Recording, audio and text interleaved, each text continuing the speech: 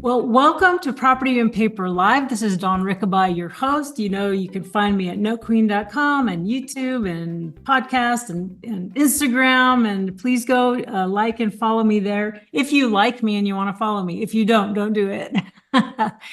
But here we talk about anything having to do with real estate and notes. And we know that the bridge between real estate and note investing is seller financing. So that's one of my favorite points to be focusing on, because it's right in that marriage where notes and real estate connect with the owner financing process gives me personally the most robust opportunities, whether I'm buying real estate or a note, property or paper. And I guess sometimes, and if you have Sadhna, if you have another way to put it, or someone else go, why would they call it paper? What's paper? I know what property is. What's paper? Well, the simplest thing you could do is go, well, a note document is printed on a piece of paper. I mean, if you want to keep it super simple. But anyhow, this is just a space that we've created. You can join us. If you're not listening live, you can join us twice a month live, ask your own questions. Sometimes it's just me and you guys, and we're answering questions, going over scenarios. And sometimes, like this morning, I have a special guest to help educate, so you can ask her questions. Highly qualified person. I'm going to do a little bit to introduce her myself, and then I'll let her do probably a better job. But this is the owner, along with her husband, Kevin Cordell, Sadhna. They own Madison Management. Anyway, I had the pleasure of meeting Sadhna over lunch and getting to know their story and how they started becoming what I think is one of the best services that I've stumbled across over the last few years of doing this. And so actually that says a lot, because it's tough. Sometimes you run into really interesting things in this loan servicing space. But they started, husband and wife, as, correct me if I'm wrong, Sadhna, if they're both highly paid IT executives making great incomes, and then some years ago started buying non-performing seconds. And that's how you kind of got started into it. And then you're going, well, we weren't happy with what other people were doing to service our notes. We better learn how to do it. Then friends said, well, if you're doing it for yourself, can you do it for me? And one thing led to another. And all of a sudden you're paying $300,000 a year for licensing fees across the nation. Yep, and that's an understatement.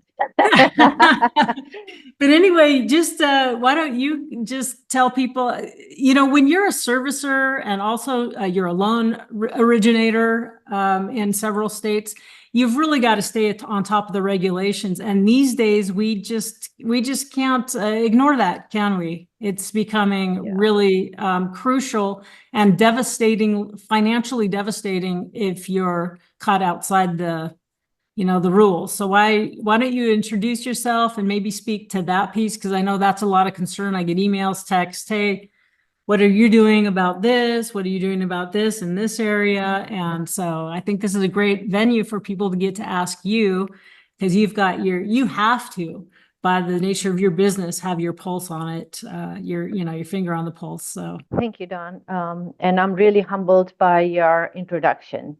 That was really nice. So, like you said, Kevin and I started the company in 2007, and in 2008 is when we really became more active. In 2007, basically, we started off as private lenders, and then we were in IT. All we knew was IT. He was on the hardware development side, and I was on the software side in management. So two different fields, but still in IT, managing software and writing software and all that stuff. Kevin stumbled upon this with a friend who mentioned paper to him and says, what is paper? And, one thing led to another. And he says, why don't you join me on a call? And he did. And right then he was sold. And he says, this is what we're doing. And I'll listen to it. And I'm like, yeah, why not? So we have money in our IRAs, and we have money, in our savings account that's doing nothing. Why not? So we bought a non-performing note, and we got lucky with it. It started from there, and then we started going to conferences, and one of Kevin's contacts said, you do this good, because he heard Kevin's story of how he had gotten his non-performing paid off, and then he got his other non-performing paying and doing a mod and everything. And so he says, will you service my notes for me? Because I don't have time to do this. And Kevin said, sure. And then Yeah. he tells me, and I said, okay, we need to get our licenses, because one of the things we both believe in is we will not do anything that's not ethical or not compliant. Because, those are the principles we were brought up with. Ethics is the most important thing. And we don't, none of us want to be in an orange jumpsuit. So, anyway. Oh, you said orange. Oh, orange jumpsuit. Yeah. So, and this was in 2008, and the market tanked during that time, and you could buy non-performing notes for literally 40 cents on the dollar, or less. You could buy whole tranches of notes, and that's what a lot of people were doing, and we did a few of those. So we got very, very lucky. Now we are in this industry, and compliance is becoming so much more important every single day. So we started off as servicers, and as you get licensed, we are licensed in 48 states and also in Puerto Rico. We get audited almost by 4 or 5 states every month. Every month. Think of Yeah. that. How many full-time employees does it take, if more than one, to handle your compliance, the auditing, staying up with every state's time to renew this one? There's CE courses here or there or whatever. How much does it really take to be in this business? I think people should realize it's not a lot to pay $35 a month for servicing, and probably it's too cheap of a deal sometimes. But Yes, it's, and I wish more people who are training people on notes would tell them that this is a cash intensive business, Mhm. right? Although you can use money from your IRA and all that, it is. Servicing costs money, and we have to charge for our services. And compliance is becoming more and more expensive. Last year, we raised a servicing fee after about 14 years by $5, and people were complaining. And I was like, you have no idea how much compliance we have to do. That is, besides payroll, that is the most expensive cost right now for us. So we have, before Kevin and I were managing it, when it got to a point where we couldn't, about 5 years ago, 6 years ago, something like that, we hired a person. So we have a compliance manager, and now he is fully tapped, and we are hiring another person to help him out with compliance. So So it's that's two paychecks plus the fees and the bonding, insurance, and all that, Oh, right? yeah. So we have, yeah, you have to have insurance, liability insurance, all kinds of insurance. Cyber insurance is huge these days and so expensive. And yeah, there is the bonds for every state. So you have licenses for every state that you have to pay for. You have to pay for bonds. And when they do auditing, you have to pay for their audit fee. So they charge by the hour, just like attorneys. They're not as expensive as attorneys, but they're charging like $120, $130 an hour to audit your books. Then there are different kinds of audits. So Nevada, for example, has 3 audits. Okay. We have a servicer audit, we have a debt collector audit, and then we have a financial audit. And of course, the financial audit is the most expensive one, because they have to hire certified auditors. Uh, so anyway, it's very expensive, and the bonds are very expensive. They range anywhere from, $50,000 bond to $1 million, $2 million bonds. Oregon, for example, is $1 million. And then we are FHA servicer as well. And so that's another licensing fee that we have to pay every year and maintain it. So it's not just, getting licensed at first. When you're getting licensed, of course, you're paying anywhere between $3,000 and $6,000 to get licensed. Then you have to maintain it every year. So there is the fee. Then we have to get fingerprinted every year. We have to get, our background checks every year. There is so much legality in all this, because they want to make sure that people who are conducting this business and managing other people's credit reports, and we have access to a lot of their borrowers' data, that we are doing it legally, and we're doing it right, and you know so it all costs money. Plus, Kevin has to take all these CEs, the continuing education, for all 48 states, because he Wow. is, yeah, because he is our qualified individual. So every company has to have a qualified individual who is licensed and knows this whole thing.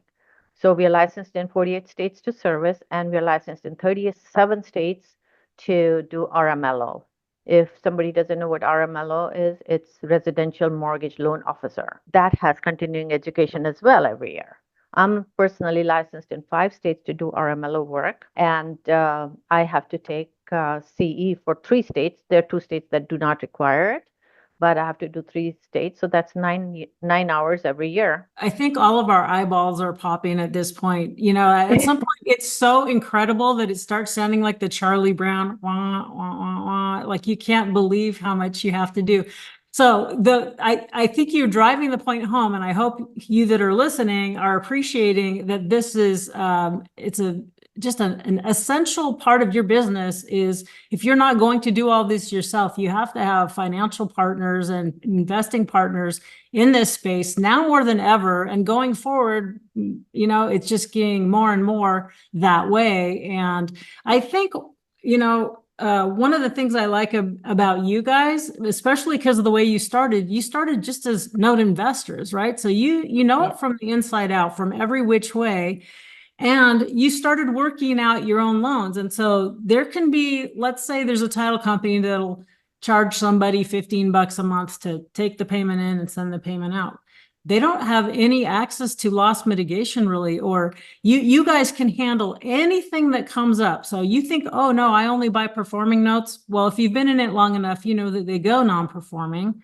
And so being able to just stay within the network, stay with you guys and say, hey, I'm going to up my servicing fee. Can you guys help me work out this loan? Going forward, what I think is coming in the economy with more trouble than ever, you really want people that are savvy and can help you no matter what comes up. And even just yesterday, Sadhna, I love your new portal, by the way. I think I mentioned that to you at lunch. It's so easy. You guys, it's just such a robust interactive feature where I can go in and directly notate in the account. I can see the last conversation, the last letter that was sent, and all these things that are saved in a really great, you can print reports. I'm sure I don't even know the half of it, but for instance, I have a note that is been paying for the last, I don't know, 4 years, but actually it's a commercial note on a vet hospital or something, I think. And the balloon's coming up. So I'm like, hey, all I got to do is say, can you just, I'm just reminding you, we're coming up on the maturity date. Can you please figure out, what are all the proper notices for that state? And I can just trust that you guys know what needs to be sent when. And then you've reached out on different times, say, hey, do you want to get forced place insurance on this? It looks like they're refusing to provide insurance, blah, blah, blah. So I don't have the resources in the team or the desire to do that. So I'm sure glad that you're there and doing it. And what you started off with was what I think really struck me after we met in person is it's the type of people you're doing business with. I just came away from that meeting and I think I emailed you this. It's like, these are the type of people you could trust with your life because they are just regulated from the inside with that, that moral, ethical guidepost. And I hate to say it, but I haven't found that to be true everywhere in the industry. So, we got Cindy Coleman saying Madison Management is the best servicer out there. They bring so much value, like absolutely, 100%. Jeff Porter, are the legal regulatory requirements different for a smaller investor? Like, hey, I just want to do 1 or 2 or 5 notes. Do I have to do all that? So so you're describing being, as a business, a national note servicer. He's like, gosh, I'm just a small potatoes kind of guy. I might just want a small handful of notes or 1 or 2 or 50. What do I have to worry about from a regulatory standpoint and the legal implications? Yeah, that's a great question. So we manage all kinds of loans, right? from one, because as I said, we bought one loan. Nobody wanted to service one loan. And we said, that was one of the reasons that we started our company as well, because we were small potatoes, didn't know what to do for one, and just one or two loans to start with. So we didn't want to, put all our money into this. First, we needed to learn and get to do this. From a regulatory perspective, it starts from the day you start looking at a note, right? The most important thing I tell everyone, and my job is mainly education. And I don't, you know, I get calls when people ask me, what do I do to board your loan with you? I will ask them all kinds of questions. Sometimes they're like flabbergasted because they don't know what I'm asking about. And so due diligence is so important. There are a lot of good trainers out there who are doing due diligence training. Please take that. It's worth every cent. If you buy a bad note, if you buy a note that's not compliant, it takes a lot of time. I mean, it can be fixed. Don't get me wrong, we can fix it. So make sure that the late fees, it's so important. That's one of the most important things. The late fee is correct. A lot of old notes that were written 15, 20 years ago had different late fees. And so we as a servicer, what we'll do is we review every single note that comes in for servicing. Okay, we have a QA department. And if the late fees is wrong, we'll let the lender know. We will not do anything that's not compliant. So if your note says, I want to collect $75 a month, and you can only collect 5% of the principal, that's what the system will set it to, because we have it programmed so that it will not allow us to collect any more than what's out of compliance. And same thing with interest rates. Land contracts get written so badly sometimes. It's so important when you're doing your due diligence, make sure every single paragraph is compliant. If you're buying a Pennsylvania note, for example, make sure that the interest rate complies with Act 6, and it is no more than that. There are two big companies, not going to name names here, but I think most of you may know already, got fined big time for charging 9.99% and 10% interest rate in Pennsylvania. You cannot do that. The due diligence part is the most important. Make sure the escrow is right. Make sure your servicer is paying attention, because Don mentioned this earlier a little bit.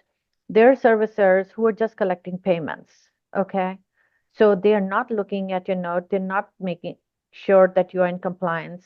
And much as we like to do, we have this checklist. Our QA department will go through the checklist and make sure that everything is, ticks and ties. There are times when something does get missed because it's a lot. It's a lot of information. For you, if you have 3 notes, it's probably not a lot. You can just go through it quickly. For us, if the QA department is boarding, 60 loans, that's a lot. So they could miss. So I'm not saying that we are perfect. Nobody's perfect. And so we could miss something. But if our partnership, that's why with investors, is such that, you know, I'm helping you, you help me, and we can do this together and stay in compliant. If we say anything to our lenders, it's because we want to make sure they don't get into trouble and we don't get into trouble. If they get into trouble, guess what? The servicer always gets dragged into a lawsuit, because if a note is wrong, badly written, or we try to collect debt that's not valid, or the note is badly written. Can you speak a little bit to, let's say you want to have 3 loans. There's some states where just to be the beneficiary on the deed of trust or mortgage, you have to have a certain certificate or licensing. So can you pick a state where it's, 1 or 2 states where it's probably the most aggressive in terms of that, so that even if you do 1 or 2 or 3 or 5? North Carolina, for example, okay, is the toughest state in the entire country. You cannot service loans there. They have to be serviced by a servicer. And that's why we have it on our website too. North Carolina, if it goes into default, Do not touch anything. Do not call the borrower. You will be in so much trouble. And we've experienced that with people getting into trouble and then getting, being assigned a note to service on behalf of the lender, that we've been approached by the receiver that we have to service the note because the lender cannot. So North Carolina is very tough. In Georgia, you can, and don't quote me on this, please, because laws change every single day. Right.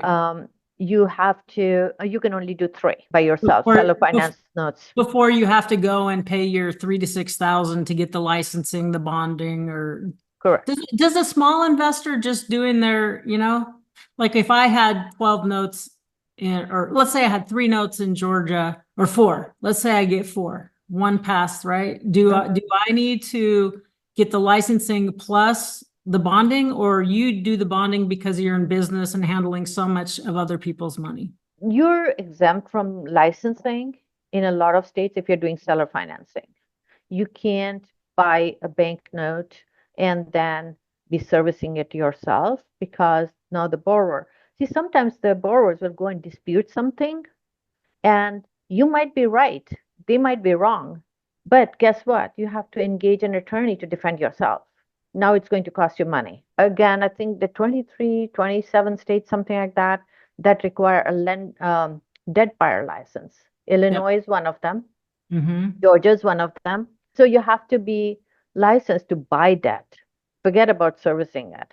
And Massachusetts, you cannot touch any loans. You cannot service loans. So there are a lot of states that have that. And I think, Don, I sent you a link. I can, I want to make a whole spreadsheet and just going, okay, I need to, keep these in front of my face. And like you said, if they're changing all the time, it could be kind of a full-time job, but yeah. it's just good for people just to know, just to raise awareness that if you're going to buy debt, originate debt, you got to figure out in your state what's required.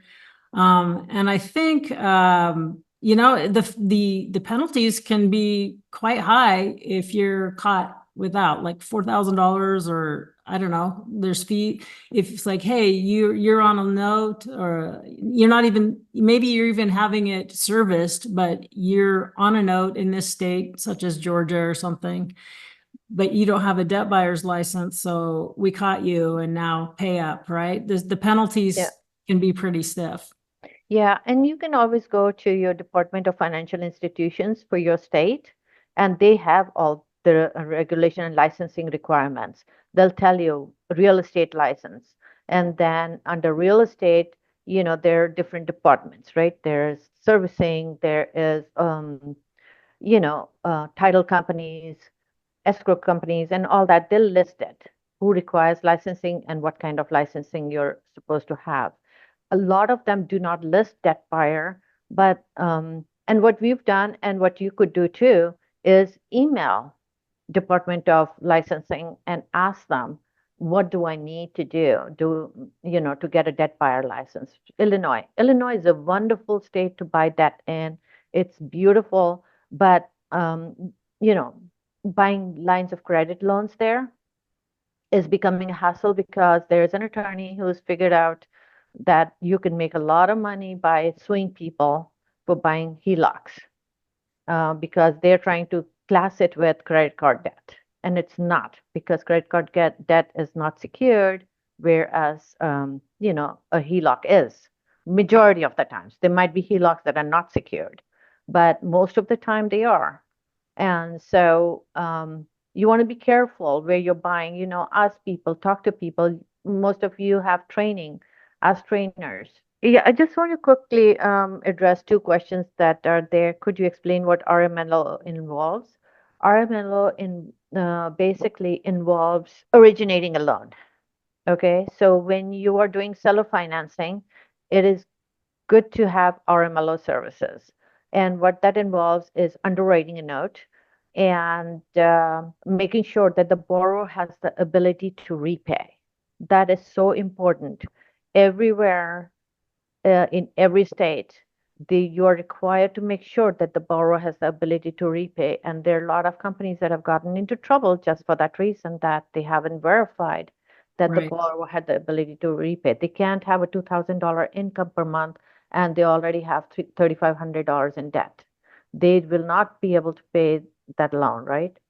So you Right. want to make sure. And recently, CFPB issued a note, and I can forward that to you, Don, to share with your, you know, listeners. It is about land contracts. So all the land contracts that people are creating have to have underwriting file. So the borrowers have to be underwritten to make sure, because there are a lot of people who are getting taken advantage of, and people are doing land contracts, but now land contracts are treated as mortgages. So before, years ago, there was a difference between land contracts and mortgages. In Michigan now, we have to have, as a servicer, we have to have a land contract servicer license. Oh my They Lord. have first lien Ah, license, they have a second lien ah, license, they have land contracts, and land contracts are considered the same as mortgages. right. In Ohio, you cannot terminate a land contract. In Tennessee, you can right now. Okay, as of today, you can still terminate a land contract in Tennessee. In Ohio, you have to go through the same foreclosure process. So Right. there is no benefit whatsoever from my standpoint. I mean, I might, and I don't know everything, that people are, uh, you know, do you have any advantage in doing a land contract versus a note and a mortgage? From what I understand, it has to do with those states that have the 6 and 12 month redemption periods. To me, I don't like them. I don't touch them. But that's just me. But some states, that's just how they do business, land contracts. But also, just really quick, even if you're assigning, let's say you're a wholesaler, if you're assigning a subject to deal to someone, you better get that someone, if they're a homeowner, you better get them underwritten as well. They don't think of that. I think there's going to be a lot of blowback of these, get it under contract to sign the seller financing contract without, so even though you step out of the way, you got your assignment fee, and if there's a problem, you're going to get dragged into it. That's my opinion. So anyway, I will let you why don't you, in case you need to jump off, or if you want to stay on, I'm not going to stop you from being late to your next appointment. I'll keep you on as long as you want to go, but let's be sure that people know how to follow up with you in a way that you would like them to. Yeah, I don't want to be rude, and that's why I want to address the one more question somebody has about Florida. I don't really like to answer questions specifically about states because rules change so much, and then I don't want anyone to be misinformed and do something that would get them into trouble. I always suggest please refer to an attorney, and if you need reference for an attorney, I'll be happy to provide you one. We have several attorneys we work with in our network, and because we coordinate foreclosures, and we have good attorneys, and I can even ask the question for you. You have to understand, if I get bombarded, I can't really always answer everything. So I would suggest you reach out to them yourself. But then if you have a simple question and I might be able to answer or get the answer for you, I'll be very happy to. I'm telling you, Madison brings a whole depth of service and knowledge to the table. You think you're going to call up a title company who's say, hey, I want some advice or can you help me? Like crickets. No, you'll be on hold. Forget it. I mean, I just want people to realize this is not normal. This is not normal, and it's above and beyond. So my 2 cents. Yeah, and I put in my telephone number. You can text me because a lot of times I'm on the phone, so I may not be able to answer your call. But if you text me and ask me to give you a call, and I will be, as soon as I get time, I will call you back. We're all in this together. I feel like, we are a small group of people, large as it is, it's we just share knowledge. I'm here to share my knowledge. I'm learning every day too from people who call and on calls like yours. I would love to answer your questions. I put in my email address. Please go ahead and email me. Fantastic. Thank you so much. And if you don't mind, maybe I can have you on as a semi-regular guest at least once a quarter. or something, because I think you just have so much to offer. So I would love to have you, and I know I can tell by this that people would love it as well, because it's going to be changing and evolving all the time. So thanks again for being on here, and really appreciate it. Thank you, Dawn. It's entirely my pleasure. Wow. Can you believe the giving and the quality of this? I am just so blown away. I feel so lucky, the type of people that are in my world. We just need people that are in the business that know what they're doing, and they provide a great service. So, I mean, all of my stuff, I've over the years, I guess it's been, how long has it been? 20 years? Starting with, and I've used a lot of different servicers. Some have been like, just not great. Some of them have been actually mind-blowingly awful. But anything new, until further notice, anything new that I get, that's a consumer loan, meaning the payer is a homeowner, I definitely board with them, because anything I need, you can tell that, she's offering to be a resource for people that aren't even clients yet, right? They're trying to build their business, because you can imagine having to pay that much per year plus 2 salaries. That doesn't even include 300,000 just for licensing, bonding, the little classes and all that, plus 2 salaries. They've got to grow their business to justify the amount of cost in a given state. So please get the word out, and let's help good people grow their business. Sometimes, we're working in our businesses, and it's hard to work on our businesses and help get the word out. And since I consider Madison and Sadhna and Kevin, allies, I want to help them grow their business, because, the gift keeps giving back on the other side to me. So do we want to go? We've got another 20 minutes if we want to talk about anything else. Jeff, did you raise your hand? Yeah, I just wanted to say thanks. That was a home run guest. Good job. I appreciate that info greatly. I've spoken with a few loan servicers. It's a thing, and I'm at the end of my career as far as asset accumulation. I've been a real estate investor for over 30 years, and I'm looking to exit, and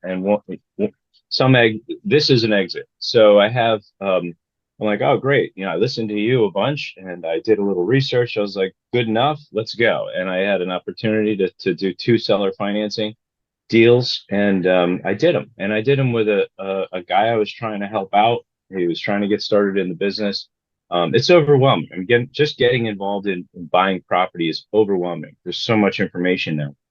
Back when I started, there wasn't as much information, so maybe that was better. I don't know. You just kind of had to blunder through it. It's similar to now with notes, at least for me. So, maybe some of the folks that are listening are like, oh, I want to get started in notes, or, oh, I want to transition from real estate to notes, or some combination or some other thing. So, like, I know my struggle is, all right, well, I did this. My attorney said, yeah, sure, I can write you a note. My title company, sure, we could record that. And that was it. And I'm like, all right, great. Now what? Like, so, Sadhna mentioned the checklist on what they look for. And boy, it would have been nice to have that before I closed on those 2 deals. No kidding, right? So there's like this bridge. I see this bridge, this need for like some kind of hand holding, and maybe that's out there. It's got to be, right? There's got to be somebody who does that, or whatever. But we're all here now, and this is a great spot to do it. So I'm going to call Sadhna. I'm going to talk to her about my 2 notes that the guy just sends me checks, and that's it. Like, there's nothing else. There's got to be I know there's IRS regulations. Like, I know there's forms I have to fill out. And I mean, maybe I'm saying too much now, but like, I gotta clean that up. I gotta make sure that those ducks are in a row. And I feel like Madison could really help me with that and solve that problem completely. But I would like to scale more. I would like to do more. And honestly, like, that has been one of the things that's kind of held me up. Just the information, the legal, all those big roadblocks that she put up in the beginning of the conversation. it was great information, and it would be helpful to have some sort of, not hand holding, but like a little more, all right, if you've got a deal, these are the steps that we need you to see in this thing, or let's do a pre-review before we surface it, something like that. And maybe they do that, but I'm just giving you Yeah, some immediate feedback. and I know, based on prior conversations, I know that, as generous as she is, she's just got so much bandwidth. You can imagine how much it takes to run the company and all the things they're doing. So, I mean, feel free, there's nothing wrong with take her up and get as much as you can. And, I might, maybe I can help her package things up to where we can, but then it's changing all the time. So, so it's like, okay, sometimes she's not going to go and look at a certain state until there's a need to. Oh, we're getting a new loan boarded or a bunch of loans boarded from this state. Let's go and make sure and we're updated. Yeah, I'm on. not suggesting like a time intensive, waste. Oh, no, no. What maybe you'd call it a pre-underwriting, like before you close the Definitely. deal, before I write the Definitely. deal, like a pre-underwriting. Hey, Madison, can you check this out? These are our docs. We're closing in a week. I would certainly ask her, but I'm sure Yeah. she would say we're not attorneys. And so they're not going to want to take the liability for that. I Right. think the checklist that she's talking about is their internal. Once someone wants to board a loan, they have a checklist that they go through before they will make the loan active on their side. But I'm sure that could be translated into some things. So I might decide to work on her with that to see if it's a logical thing where let's keep it up, or shoot. I mean, she's just a wealth of knowledge, but then she's not really charging for education. I mean, she's helping to be part of the industry and to grow their business. So there has to be some way to balance that out. But I'm so glad you guys came on to share this with me, because I was just so happy once I met with them in person. Like, I had 3 loans before I even really knew them very much. I just knew, hey, I've heard the name, Gordon Moss back in the day. Hey, my buddy Kevin, he started Madison. They're a good company or something, So I had 3 notes before I even knew them. And then I didn't even know they were in Reno until like 2 or 3 months ago. I just didn't even put that together. And I'm like, hey, because I know, what happened. She said, she emailed me, and because I have them up on my resources page. So if you go to notequeen.com, I think it's just /resources. I have a variety of industry tools and preferred vendors and things. And I had them as one of my preferred servicers. And she goes, thank you for that. Because someone just came and said the reason they're boarding their loan is because they heard about us from you. So thank you. And maybe we should get together for lunch. And so then I'm going, yes, let's just keep building more of that, so I don't know. I probably started rambling off the topic, but I'm just really excited to share such amazing people. And I'm sure nobody's perfect, but I really trust the quality of these people. It's one thing for them to share their knowledge. It's a whole nother thing just to sit with them and kind of feel their soul, if you know what I mean. You get a read on people. And Cindy is saying, Dawn, you're exactly right. Use attorneys first, and Madison can fill in the gap. Yeah, that's the most appropriate thing, is hire your attorneys. And if they can do a quick check, I think they should charge for that. Clearly, I think they should charge for that service, but they probably won't. But yeah, but they're just a great resource. And just for me, I've had to rethink and be a little more particular about the states that I want to do business in too, because I think we were talking about this last time with Abby.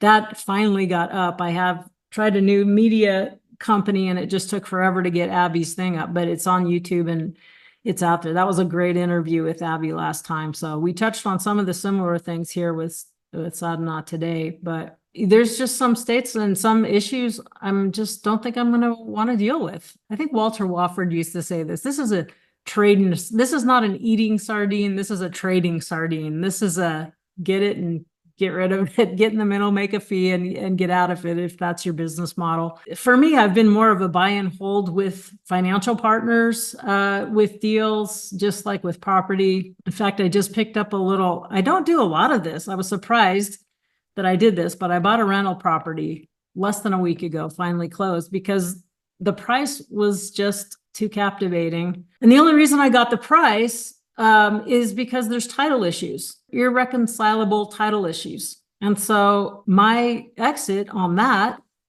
I buy property and paper, the dance between property and paper, right? Maybe I'll turn that into paper at some point to someone, but it's the only buyer I can sell it to is someone maybe who's another investor who understands and is okay with there's never going to be clear title. You'll never get a bank loan against this property. You'll never sell it for the same price as the same type of property that doesn't have title issues. For me, I don't care because I'll have use of the property. It's almost outrageous to think that you can almost get a 1% rule in our area, but in this case, it got pretty darn close. Maybe this thing that I can rent for $1,500, I'll probably be in it 180 or something. And that's kind of outrageous. So I don't really care about the titling issues, so because I'm just going to use that as a rental until it needs to be scraped and my kids can scrape and build on it. You know what I'm saying? So